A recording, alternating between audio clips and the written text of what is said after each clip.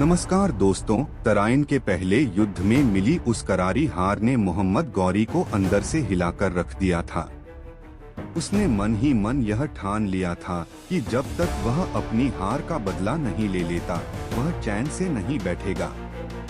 उसने सबसे पहले युद्ध के मैदान से भागकर आए उन बुज़दिल सैनिकों को सबके सामने ज़लील किया और कड़ी सजा दी।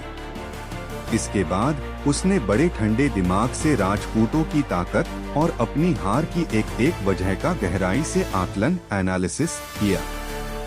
वहीं दूसरी ओर पृथ्वीराज चौहान ने अपने सैनिकों को तबरहिंद भटिंडा को वापस लेने के लिए भेजा, जिसमें उन्हें 13 महीने लगने वाले थे और वे स्वयं अजमेर लौट आए और अपने कामकाज में लग गए।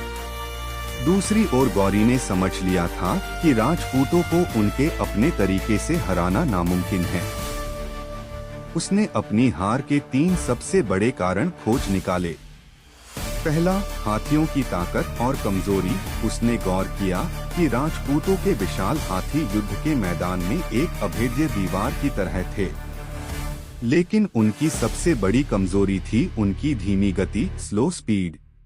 अगर हाथियों को एक जगह खड़ा रहने के बजाय इधर-उधर दौड़ने पर मजबूर किया जाए, तो वे अपनी ही सेना को कुचल सकते थे।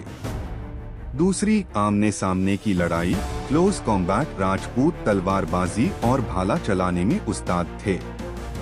वे आमने सामने की जंग, हैंड टू हैंड कॉम्बैट को धर्म मानते थे। गौरी ने तय किया कि वह अपने सैनिकों को राजपूतों के इतना करीब आने ही नहीं देगा कि वे अपनी तलवारों का इस्तेमाल कर सकें।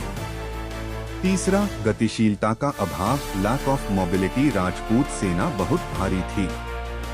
गौरी ने समझ लिया था कि अगर वह अपनी सेना में हल्के घुड़सवार तीरंदाजों, लाइट हॉर्स आर्चर्स का इस्तेमाल करे, जो दूर से तीर चलाकर भाग सकें, तो राजपूतों की भारी सेना थक जाएगी।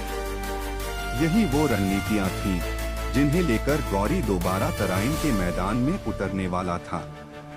उसने अपने सैनिकों को हिट एंड रन, वार करो और भागो की कड़ी ट्रेनिंग दी, ताकि राजपूतों के अनुशासन और धैर्य को तोड़ा जा सके। लगभग 13 महीने की घेराबंदी के बाद पृथ्वीराज चौहान की सैनिकों ने तबरहिंद भटिंडा पर फिर से कब्जा कर लिया। मोहम्मद गौरी ने अपनी तैयारी पूरी कर ली। पिछली बार की तुलना में उसकी सेना दोगुनी थी और रणनीति चौगुनी, और अपनी सेना लेकर वह आक्रमण करने निकल पड़ा। सबसे पहले उसने तबरहिंद के किले को वापस लिया। गौरी को उसे पुनः हासिल करने में अधिक समय नहीं लगा।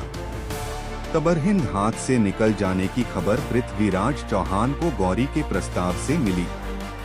उस प्रस्ताव में गौरी ने शर्त रखी थी कि इस्लाम स्वीकार करो, हमारी अधिपत्यता मानकर हमारे मंडलिक बन जाओ, अन्यथा युद्ध के लिए तैयार रहो। एक वीर स्वतंत्र राजा इसे कैसे स्वीकार कर सकता था? पृथ्वीराज चौहान ने भी अपनी सेना को तैयार किया और युद्ध के लिए चल पड़े। दोनों सेनाओं ने तराइन के मैदान में अपने अपने पड़ाव स्थापित कर दिए। लेकिन युद्ध शुरू होने से पहले गौरी ने एक पासा फेंका। उसने पृथ्वीराज के पास एक दूत भेजा और संदेश दिया, मैं यहाँ युद्ध करने नहीं, बल्कि अपने भाई का संदेश लेकर आया हूँ। मुझे कुछ समय दें ताकि मैं संधि, पीस ट्रीटी की शर्तों पर बात कर सकूं। राजपूतों के लिए युद्ध के भी नियम होते थे। उन्होंने गौरी की बात पर भरोसा कर लिया और यह मान लिया कि आज रात युद्ध नहीं होगा। पूरी राजपूत सेना निश्चिंत हो गई। लेकिन यही गौरी की सबसे बड़ी चाल थी। आधी रात का समय था। जब राजपूत सेना गहरी नींद में थी या सुबह के नित्य कर्मों की तैयारी कर रही थी, तब गौरी ने अचानक हमला बोल दिया। गौरी की रणनीति बिल्कुल अलग थी। उसने अपने घुड़सवार तीरंदाजों, हॉर्स आर्चर्स को 4 हिस्सों में बांटा। वे राजपूत सेना पर तीरों की बौछार करते और जैसे ही राजपूत उन पर हमला करते, वे पीछे भाग जाते। ऐसा करते करते सुबह हुई और युद्ध शुरू हुआ। इस हिट एंड रन तकनीक ने राजपूतों के हाथियों और पैदल सेना को बुरी तरह थका दिया।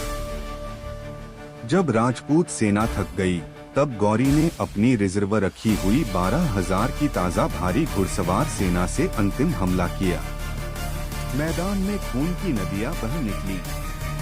पृथ्वीराज ने अंत तक वीरता से मुकाबला किया, लेकिन परिस्थितियां उनके विरुद्ध थीं। कई इतिहासकारों के अनुसार पृथ्वीराज को सिरसा के पास बंदी बना लिया गया।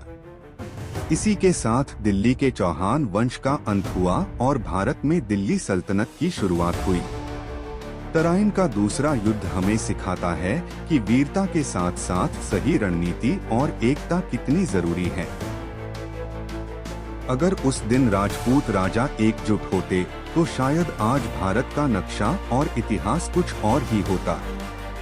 आपको क्या लगता है? क्या पृथ्वीराज चौहान की उदारता ही उनकी हार का कारण बनी? कमेंट्स में अपनी राय जरूर बताएं। इतिहास की ऐसी ही और कहानियों के लिए हमारे चैनल को सब्सक्राइब करें। मिलते हैं अगले वीडियो में।